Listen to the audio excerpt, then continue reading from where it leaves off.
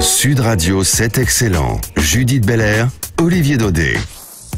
Bienvenue à tous, salut Judith. Heureuse de vous retrouver, salut Olivier. Sur Sud Radio, comme chaque semaine, c'est excellent. C'est le titre de cette émission. C'est excellent. C'est l'histoire de leur passion. Artistes, artisans, chefs d'entreprise, ils font le pari de la création et le choix de l'excellence. Sud Radio les réunit et vous raconte leur histoire. C'est excellent et on le prouve. Déborah Papiernik et Yvan Le Bolloc sont aujourd'hui nos invités. Ça nous fait bien plaisir. Bonjour à tous les deux. Bonjour. Bonjour. Déborah Papiernik, vous êtes en charge des nouveaux marchés chez Ubisoft, le géant français de l'édition des jeux vidéo. Vous travaillez en ce moment sur une autre approche du tourisme culturel. Vous êtes en passe de marier la tech, la culture et le patrimoine comme on l'a jamais fait. Juste entre nous, Olivier est comme un fou, faut le dire, à l'idée de vous avoir aujourd'hui. Lui qui ne jure que par Assassin's Creed. Il les a tous finis, il est pas peu fier, Olivier. C'est-à-dire qu'entre deux émissions à Sud Radio, il faut bien que l'homme se détende, je vais vous dire. Yvan Le Bolloc, mon ami Yvan, vous êtes en ce moment le maire de Bouchon. Vous connaissez Déborah Papiernik, on va beaucoup vous en parler. Alors Bouchon se plaide paumé au milieu de nulle part. Même que quand on finit par le trouver, c'est qu'on s'est perdu en fait. Bouchon qui veut faire sécession et quitter l'Union Européenne, ça nous rappelle quelque chose ça. Après l'avoir copieusement arnaqué, mais pour la bonne cause. Cette comédie écrite par Jandel et Gérald Cibleras et mise en scène par Éric Logéas fait actuellement les belles heures du Splendide à Paris. Déborah Papiernik, Yvan Le Bolloc, vous recevoir est un plaisir. Vous écoutez s'annonce passionnant. C'est excellent et ça commence maintenant. Déborah Papiernik, vous ne me démentirez pas, l'histoire d'Ubisoft est une saga qui vaudrait à elle seule d'être portée à l'écran. J'achèterai ma place cette fois-ci. Zombie sur l'antique Amstrad en 1986, Rayman en 1995, qui fut d'ailleurs le premier jeu à sortir simultanément en Europe, au Japon et aux États-Unis. Premier hit mondial aussi. Il s'est vendu depuis, je crois, plus de 15 millions d'exemplaires. Suivront entre autres par la suite Splinter Cell, la fameuse série des Assassin's Creed, les Lapins Crétins, jusqu'à plus récemment, voilà, on l'a tous vu dans le métro, Ghost Recon Breakpoint. Et au début de cette histoire, Déborah, une fratrie de 5 frangins, les Guillemot, pour qui tout commence en 1986 à Carentoire, dans le Morbihan. Ils n'avaient rien à voir avec le monde du jeu vidéo au départ? Oh, ils jouaient. Ah. Ils jouaient. Quand même. Ils étaient dans le produit agricole, eux. Mais oui, c'était une famille qui faisait la distribution de produits agricoles, et puis produits agricoles, distribution, ils ont élargi un peu. Et puis ils ont commencé par représenter en fait des développeurs de jeux qui étaient américains, qui étaient anglais, et puis commencer en France, et puis s'étendre un petit peu ailleurs. Et puis toute cette distribution, en fait, a permis de commencer à développer des jeux en interne, et puis finalement construire tout un catalogue et construire des marques. La petite histoire veut que l'un des frères Guillemot était en Angleterre pour toute autre chose. Il s'est dit, mais il se passe quelque chose d'incroyable autour des jeux vidéo, ça m'intéresse. C'est ça.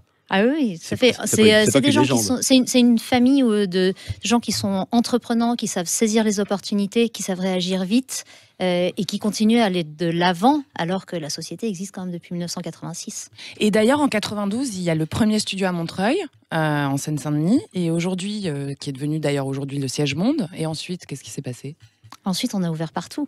Ça, on a ouvert à Montréal très tôt, 96, 97. On a ouvert en Chine aussi à la même époque.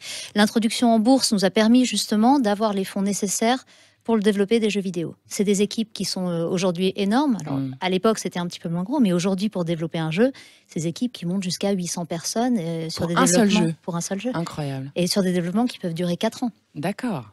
Et donc le soleil ne se couche jamais chez vous, en fait. Jamais. C'est ça. On l'évoquait hors antenne avec Yvan Le Bolloc, c'est assez fascinant, je trouve. Quand on voit le générique à la fin des jeux vidéo, c'est aussi long qu'une grande production cinématographique américaine. Ah oui, aujourd'hui, les budgets de développement et les temps de développement du jeu sont plus longs et plus importants que pour le cinéma le plus souvent. On dit d'ailleurs depuis quelques années que l'industrie du jeu vidéo a dépassé celle du cinéma. Elle a dépassé même celle du cinéma et de la musique combinée. Parce que vous avez aussi tous les corps de métier, ce que vous disiez tout à l'heure, qui sont représentés. Vous avez des scénaristes, vous avez des acteurs, vous avez toute une gamme de gens finalement qui participent. La particularité du jeu vidéo, c'est que c'est la rencontre de la technologie, de l'art et du divertissement. Donc c'est 3 secteurs qui sont en perpétuelle évolution. C'est impossible de rester immobile, ça se renouvelle tout le temps. La technologie, c'est souvent le driver, c'est le moteur, c'est ce qui va nous faire avancer. Par exemple, quand Nintendo a inventé la Switch, nous, on a dû inventer des jeux qui forçaient le joueur à se lever de leur canapé. Ou quand Apple a popularisé l'écran tactile, on a revu nos interfaces pour intégrer ça dans nos jeux et à chaque fois inventer des nouvelles façons de jouer. Donc la technologie, elle est là au service de la créativité en permanence. Et en nous, vous avez dématérialisé. C'est-à-dire qu'avant, on s'en souvient, les premiers gamers que nous sommes s'en souviennent, je veux dire. Il fallait acheter le jeu. Une fois que le jeu était terminé, on attendait impatiemment, en comptant les jours, ça dépendait des jeux, le volume suivant, enfin l'opus suivant. Aujourd'hui, un jeu ne meurt jamais. Ouais. Bon, ça fait plus de 20 ans que je suis chez Ubisoft. Au départ, un jeu, on le développait, puis le marketing se mettait en branle, on sortait le jeu et puis tout s'arrêtait là.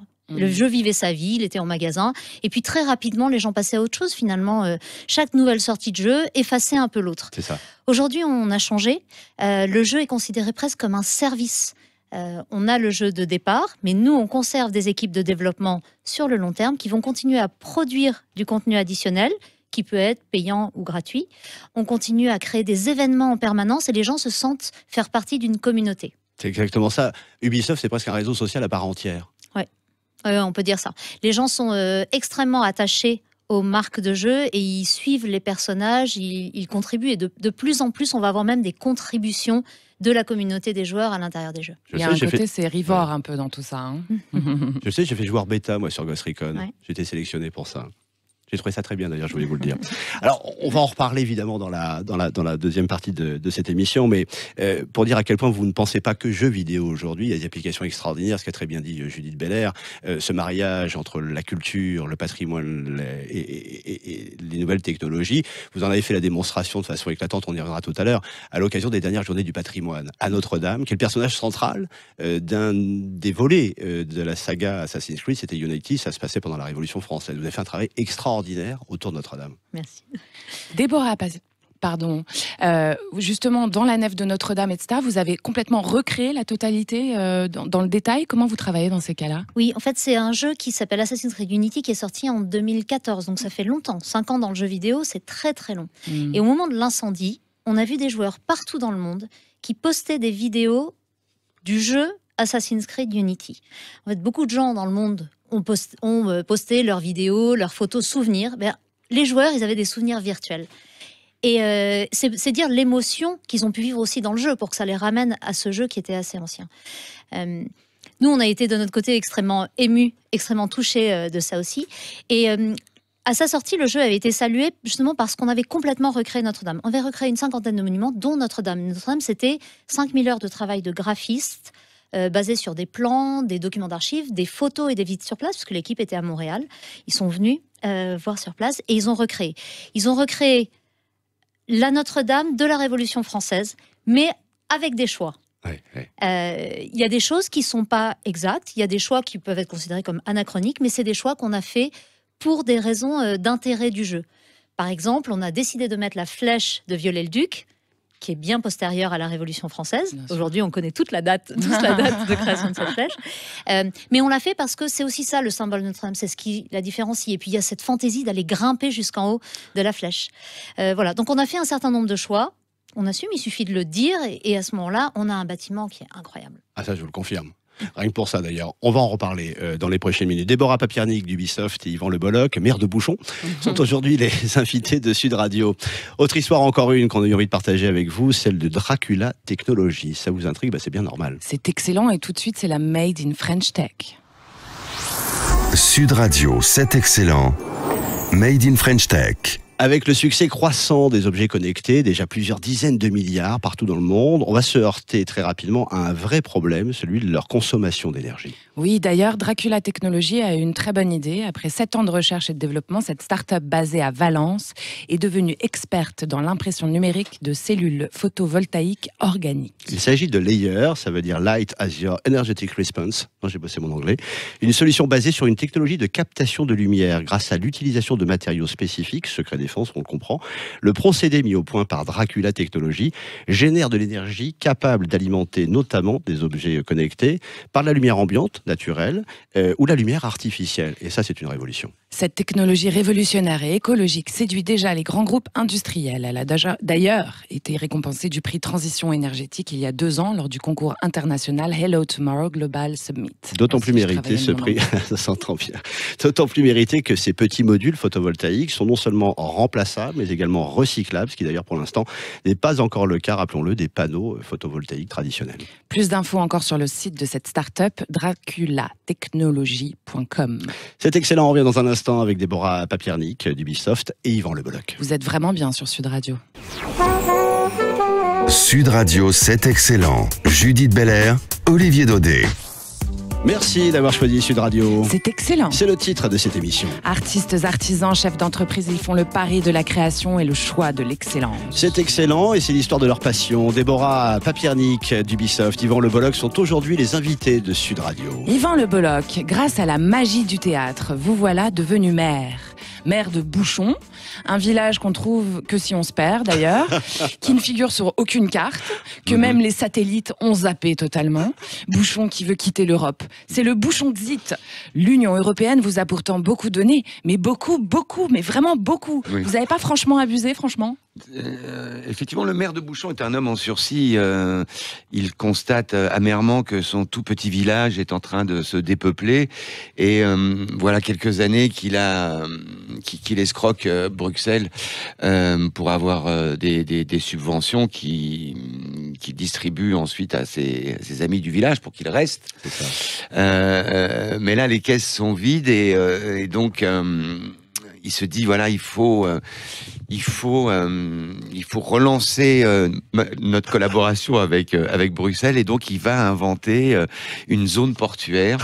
Alors qu'ils sont à 350 km de la mer, et donc il attend lui son assistante de mairie, la délicieuse Odette, et son petit frère qui a 35 ans, qu'il envoie d'ailleurs en CM1.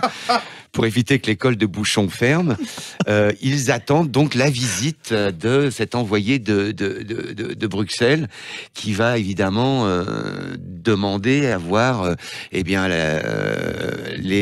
bananeraie, parce qu'il demande une bananeraie aussi. Voilà, il a lancé pour 150 hectares de bananeraie à Bouchon. Il attend donc l'envoyé de Bruxelles. L'envoyé de Bruxelles déboule, et là, évidemment, la pièce prend un tour tout à fait comique, parce qu'il va falloir expliquer où sont passés ces fameux 150 hectares. Comment se fait-il qu'il touche des subventions pour lutter contre la délinquance, alors que c'est le propre maire de Bouchon qui, tous les soirs, va casser systématiquement la vitrine de son pote le boulanger Jean-Luc. Voilà, c'est ça. Bouchon, c'est un petit côté un peu surréaliste. Effectivement, ce village n'existe pas, juste dans l'imaginaire de Gérald Silberas et Jean Bel, qui ont écrit cette fable magnifique. Et donc là, on est en plein dans ce qu'on pourrait appeler la comédie politique, quoi, en fait, parce que tout ce qui apparaît dans cette pièce, c'est ce que nous vivons aujourd'hui, c'est-à-dire les villages abandonnés de tout le monde, de l'État, des services publics.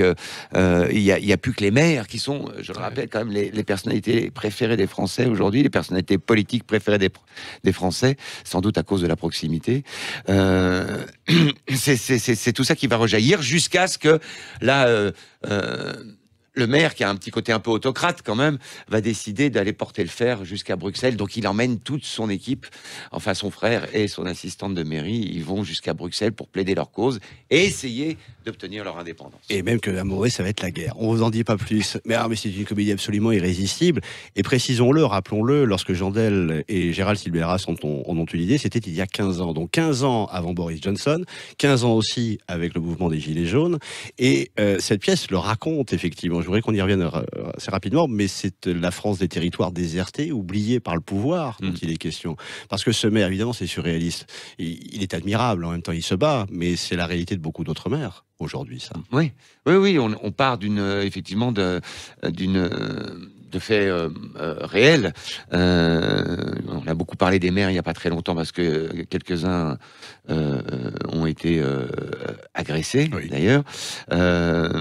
Et puis il y a les municipales qui arrivent. Donc là, effectivement, la personnalité du maire incarne En fait, c'est ce qui reste de la politique quand on a enlevé les carriéristes, les gens qui sont intéressés, corrompus. Là, vraiment, c'est au service de l'autre, quoi. Ce que doit être, en fait, à mon sens, l'homme ou la femme politique. Et moi, j'ai une petite question service de d'actu l'autre. quand même, justement, par rapport à tout ce qui se passe en ce moment, etc. C'est une comédie, bien sûr, mais en fait, qui est vraiment pas tellement éloignée de ce qui se passe avec la machine européenne, selon vous, ou on en est où dans votre vision de cela, justement Ah oui, alors la machine européenne, oui, c'est l'un des aspects de la pièce, évidemment, ça montre ça. C'est la lutte du pot de terre contre le pot de fer.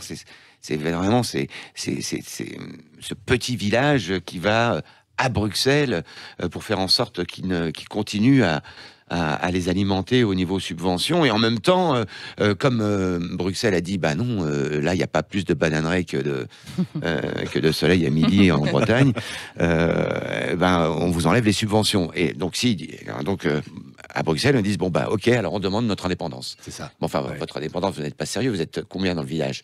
Et ben, on est suffisamment pour demander notre indépendance. En tout cas, notre maire porte la parole de l'indépendance. Et là, il y a effectivement une scène absolument, je trouve, magnifique. C'est à Bruxelles. Ils doivent prouver qu'ils ont que le village de Bouchon a un drapeau, un hymne, une danse locale et des coutumes. Une histoire oui, c'est ça. Et des traditions. Enracinées dans les temps millénaires. Et donc, ils vont inventer évidemment tout ça devant Bruxelles. Ce qui donne une bonne tranche de rigolade. Et je rebondis sur ce que disait effectivement Judith. La machine européenne telle qu'elle nous est dépeinte, et je trouve que c'est assez juste quand même, c'est un monde de Shadok quand même.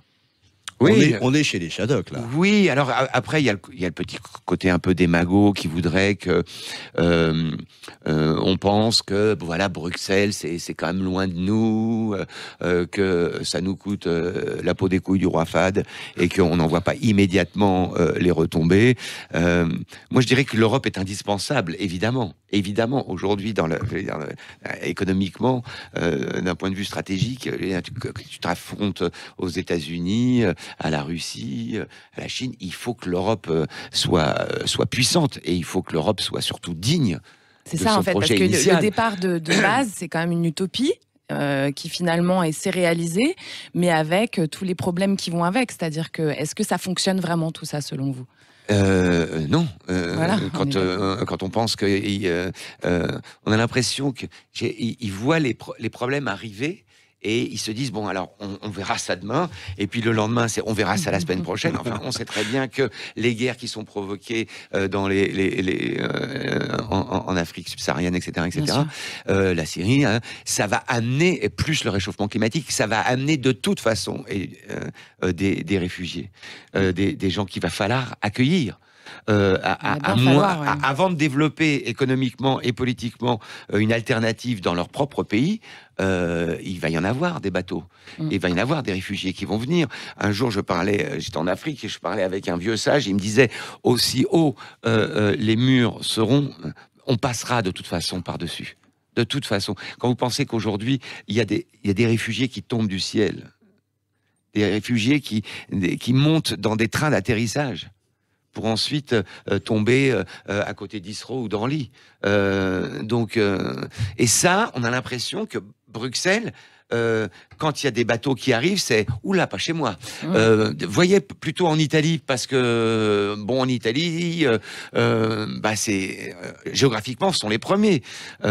Et donc, nous, j'ai l'impression qu'à Bruxelles, ils ne se sont pas dit « Bon, avant de faire monter le fascisme en Italie, ou les extrêmes, il faudrait peut-être qu'on aide les Italiens, qu'on prenne aussi notre part de réfugiés. » Et ça donne des choses absolument pitoyables, comme ce pauvre bateau qu'on se renvoyait comme une patate chaude. Voilà. Donc, l'Europe est indispensable, mais pour l'instant, celle qui se dessine, ce n'est pas la mienne, en tout cas. C'est pas celle que j'espère. Vive Bouchon, on va en reparler dans la prochaine demi-heure. Ça n'a rien à voir avec Vive Bouchon, tout ce que je suis en train de dire. Si, tout est lié. Tout est lié. Mais non, mais c'est ce qu'on aime. Parce qu'après, les gens vont se dire, attends, oulala, Vive Bouchon va se Non, Vive Bouchon, c'est très très drôle, on se prend etc. surtout pas la tête. Mais en même temps, c'est pour ça qu'on sort, ça ouvre des portes, ça fait réfléchir. On n'est pas là que pour rigoler, même si on rigole quand même énormément en ce moment splendide. Vive Bouchon, une comédie de Jandel et Gérald Cibleras. C'est Éric Logérias qui met en scène. Il y a donc Yvan Le Bolloc, on cite les camarades de jeu, Julien Cafaro, Nathalie Corré. Elle est épatante. Elle est épatante. Et Sébastien Pierre, donc en ce moment au Splendide, Judith.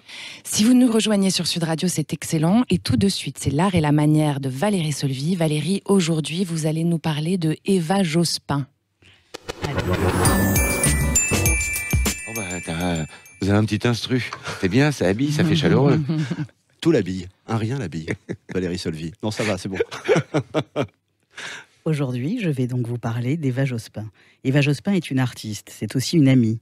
Elle est à la fois, comment dirais-je, de son époque, visionnaire, fascinante, extraordinaire. En quoi l'est-elle, me direz-vous? Et pourquoi? Ou pourquoi? Eh bien parce que, d'après moi, c'est une bâtisseuse de cathédrales. Son œuvre est essentiellement inspirée par les motifs, enfin du moins par la forêt. Et ce que je trouve absolument extraordinaire dans son travail, si singulier, c'est la matière qu'elle a de présenter la forêt, et un matériau tout à fait particulier, le carton recyclé. C'est un matériau proche de nous, dans notre quotidien, et honoré par son travail, parce qu'elle le porte, le carton recyclé. Ce carton a la couleur du bois, la couleur du craft, et puis ça ressemble au craft, c'est un peu du craft, une couleur chaude, une couleur familière, une couleur de l'intime de notre quotidien, une couleur de la modestie. Ce qu'elle fait avec ce matériau est grand, immense, savant. C'est une écologie du monde qui crée du sublime. Parler de l'art en ce moment et de l'ère du temps, ne serait-ce que parce qu'il y a récemment le vernissage de la FIAC, c'est une foire internationale de l'art contemporain. Mais moi, quand je vous parle d'Eva Jospin, je vous parle d'une artiste que je vois à travers les siècles. Et au-delà de tel ou tel événement, je parle d'une artiste puissante, virile, féminine. Je parle d'une artiste que je regarde créer depuis plus de 20 ans, que je vois construire, fabriquer, inventer, imaginer des forêts immenses et magnifiques, où l'on a l'impression de se promener, tout à la fois de se perdre et d'être au centre du monde. Alors évidemment, je ne peux que désirer vous faire partager la passion que j'ai de son art et vous inviter à le découvrir. Alors il y a plusieurs lieux en ce moment où l'on peut découvrir les forêts d'Eva Jospin, en France et ailleurs. En Allemagne, évidemment, mais c'est un peu loin pour l'heure, donc en France. Eh bien, à Paris, autour de Paris, en ce moment, il y a une exposition qui s'appelle « Au milieu du chemin ». Elle a commencé le 9 octobre dernier. Elle se terminera le samedi 14 décembre. Elle est au centre culturel Jean Cocteau, au Lilas, et c'est au métro Mairie des Lilas. Mais évidemment, vous ferez comme vous voulez. Mais pour vous y rendre, il y a aussi surtout une galerie à Paris qui la représente, Eva Jospin, et qui expose une grande partie de son œuvre. C'est la galerie Suzanne Tarasieff, qui se trouve 7 rue Pastourelle, dans le 3e arrondissement. Et enfin, au cœur de Paris, il y a également au musée Zadkine, un petit atelier-musée absolument magnifique, qui est situé dans le 6e arrondissement, au 100 rue d'Assas. Et là, Eva Jospin présente et édite son œuvre d'une façon différente. Son œuvre est en bronze, cette forêt est en bronze, et on lui donne une couleur un peu plus sombre, presque noire. Voilà. Eh bien, on dit que l'art peut-être c'est rien, ou bien c'est tout. Mais d'après moi, les œuvres d'Eva Jospin révèlent d'une nécessité. En contempler une dans une pièce est une expérience hypnotique. Waouh, merci Valérie Solvy. À tout à l'heure pour l'Instant Culture. Déborah Papiernik, Yvan Oui, Le c'est bien. Bolloc, vous restez avec nous. On aime bien quand vous êtes là. Et c'est excellent, revient juste après ceci. Sud Radio, c'est excellent. Judith Belair, Olivier Daudet. Merci d'avoir choisi Sud Radio, c'est excellent. C'est le titre de cette émission. C'est excellent. C'est excellent, artistes, artisans, chefs d'entreprise, c'est l'histoire de leur passion. Déborah Papiernik de Ubisoft et Yvan Le Bolloc sont aujourd'hui nos invités et c'est excellent. Sur ce, jouons un peu.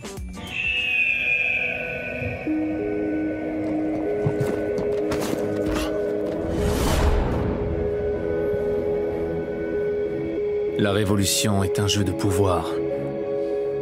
Tout se joue dans l'ombre et se règle par le sang. Si jeune et déjà si sérieux. Ne faites confiance à personne et méfiez-vous surtout de vos amis. Tu n'es plus un apprenti, l'assassin.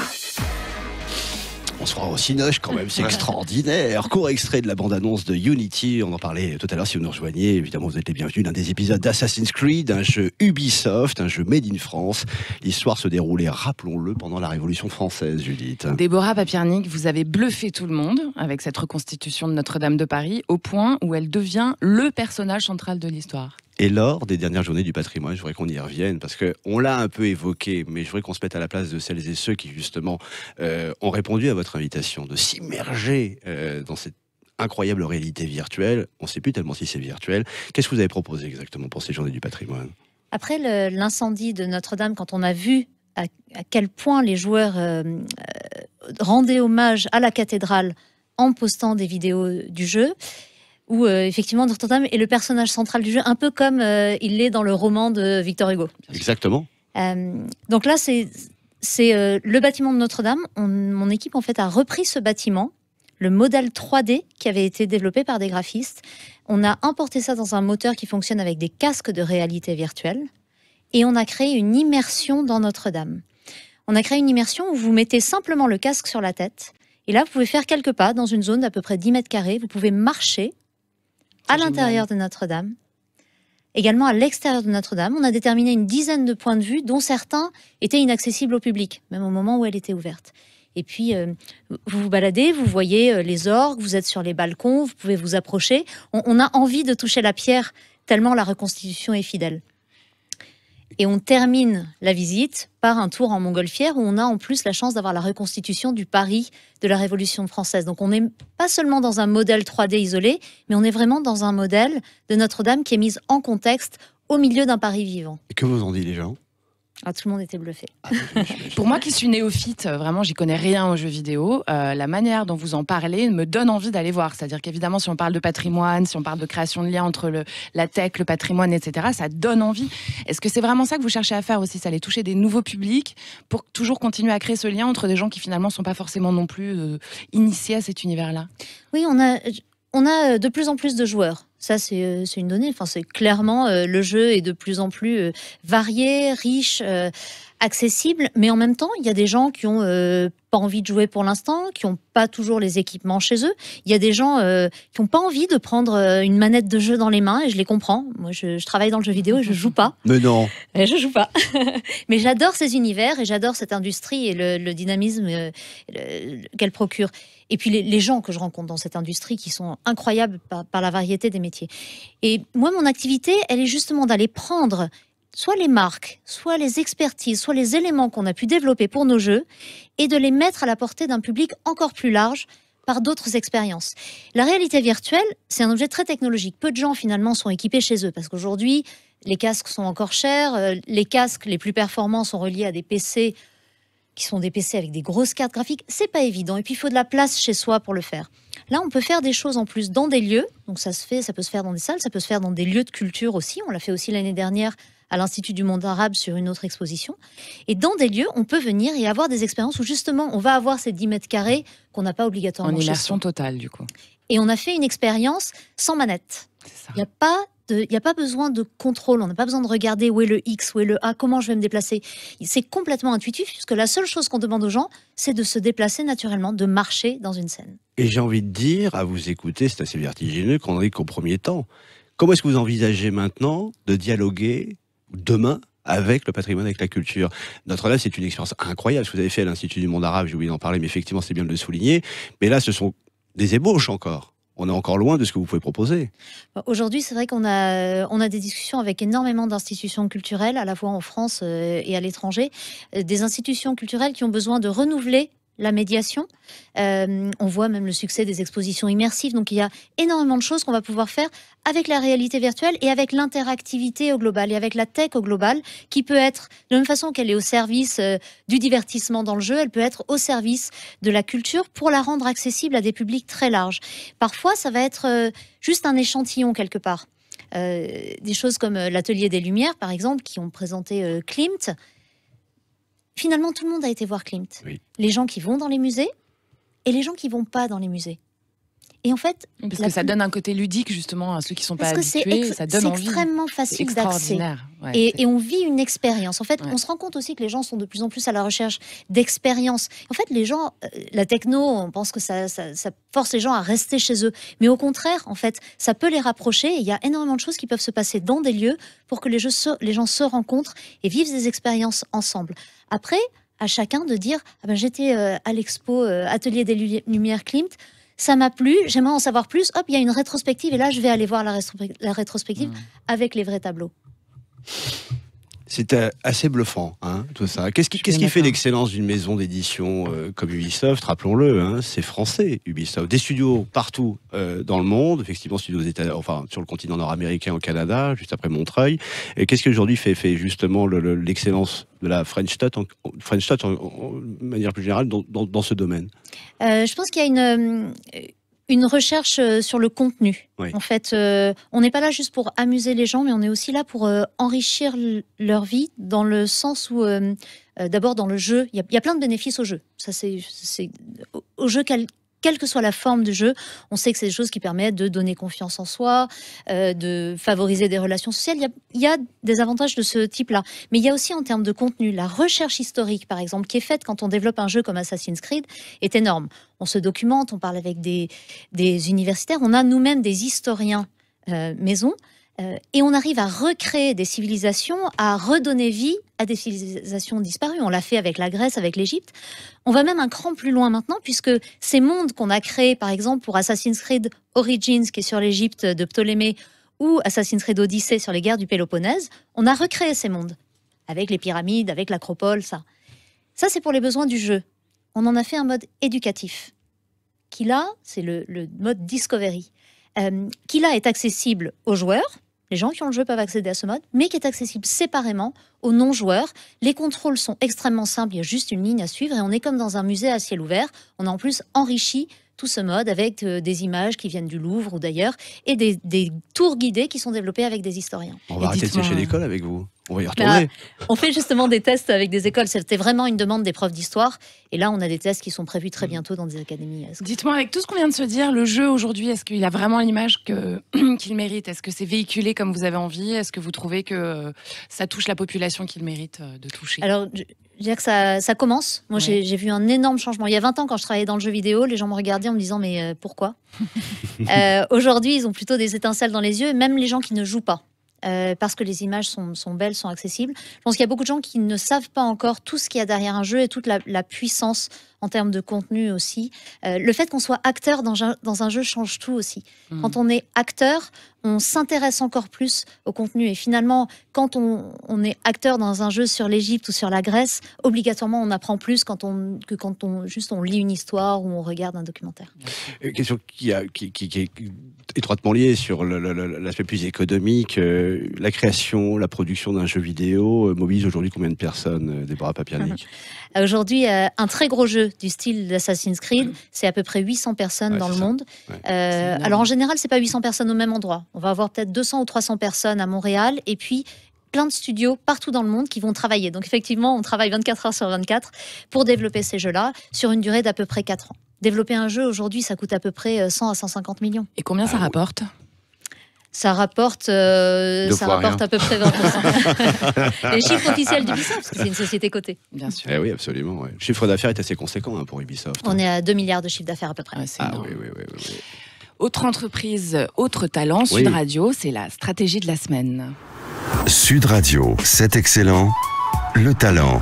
La stratégie de la semaine. La voiture autonome, ils sont de plus en plus nombreux à y croire. Et les quelques 70 000, 700 000 conducteurs dont la sécurité routière estime qu'ils roulent aujourd'hui sans permis, ils pensent sans doute aussi. On peut les comprendre. Le constructeur sud-coréen Hyundai a annoncé il y a une semaine qu'il allait investir ainsi 35 milliards de dollars d'ici à 2025 dans le développement des véhicules autonomes, connectés et électriques, ainsi que les technologies autour de l'autopartage. Une annonce qui intervient quelques semaines après que Hyundai a affirmé vouloir créer une co-entreprise avec Aptiv dans ce domaine. Cette co-entreprise dotée de 4 milliards de dollars doit se pencher sur le design, le développement et la commercialisation de voitures autonomes de niveau 4 et 5. Le niveau 5 étant celui de la voiture tellement autonome qu'elle ne demande plus rien à son conducteur. Elle peut rouler sans lui, en gros. Ça laisse songeur. Les partenaires souhaitent débuter les tests en 2020 et une plateforme doit être finalisée à la production à l'horizon 2022.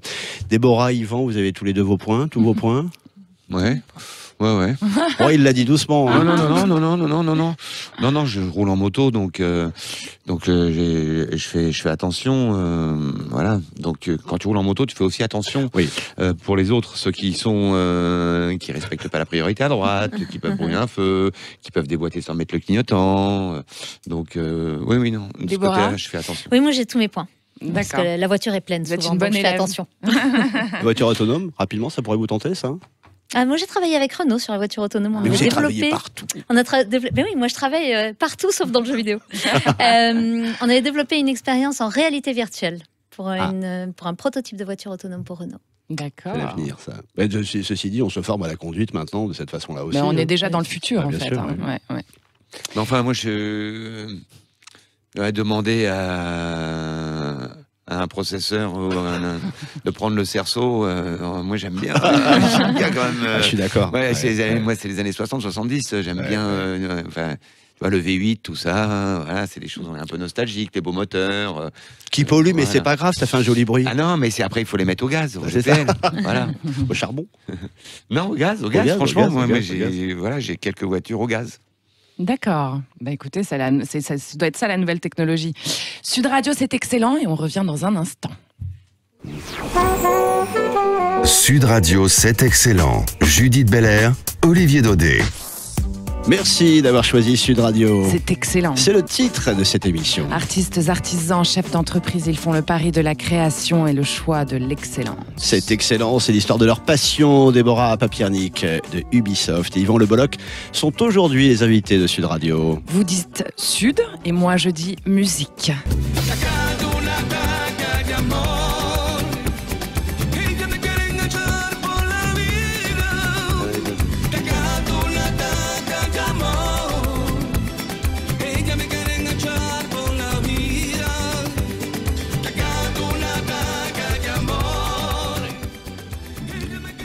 Magique la musique, hein. Il y a comme ça des accents, des mélodies qui mettent en joie. La guitare s'appelle Revient, Tatac, ça s'est joué d'ailleurs sur la scène des Molières en 2009. Je m'en souviens, vous étiez formidable, Yvan Le Bolloc. Je vous remercie. La fille. Non mais j'ai de bons yeux. Et puis quand je le pense, je le dis évidemment. Par ma guitare s'appelle Revient. Alors c'est vous, Yvan Le Bolloc, qui avez eu la bonne idée de cette formation musicale. Elle vous est venue, pour celles et ceux qui prendraient l'histoire en marche, il y a quelques années. C'était, si je me souviens bien, sur le tournage d'un film avec le regretté Jean-Pierre Mocky. Oui. Et Bruno Solo d'ailleurs aussi. Oui, Michel Serrault et d'autres dont j'oublie le nom. Et on tournait dans le sud et je repère le régisseur du film de Jean-Pierre. J'ai dit, dis-moi ici, ça sent le gitan jusqu'au bout de la caravane. Donc forcément, tu vas me faire rencontrer des copains. On va se montrer des plans à la guitare. Faut savoir qu'un régisseur sur un film de Jean-Pierre Mocky, il est extrêmement débordé pour un tout petit salaire. Il doit s'occuper de plein de choses à la fois.